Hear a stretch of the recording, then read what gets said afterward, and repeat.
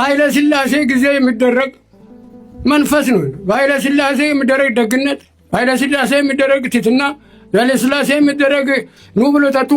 ይሄን ነገር በእውነቱ የዘመን ቆይቶ እነሱ ይሄን ፈረግ ይዘው መጥቶ የሰጡትን እንደው ስልጣን እግዚአብሔር ይባርክላቸው፣ ይባርክላቸው።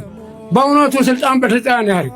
በእውነቱ የእግዚአብሔር መንገድ ድሮም ይሄዳል። አሁንም በእውነቱ ለነሱ እኔ በጣም መሳዝን ነው፣ በጣም መሳዝን ነው።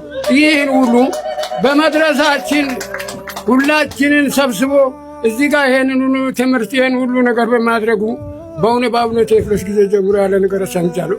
ዛሬ ደግሞ እንደ ያድሮ ነገር የቆየ ሰው ይነግሯል። እንደ ጥንቱ ይመሳል፣ ሃይማኖት ይመሰላሉ። በእውነቱ የድሮ ሃይማኖትና ጥንትና እንዳለን ፍቅራችን ውስጥ ከልክሎ ተናግሮ አስተምሮናል። ቀላል ትምህርት አይደለም፣ ቀላል አይደለም። ከዚህ ከምንበላው ከምንጠጣው በላይ ነው። ይሄ በእውነቱ አዲስ ስራ ነው፣ አዲስ ነገር ነው።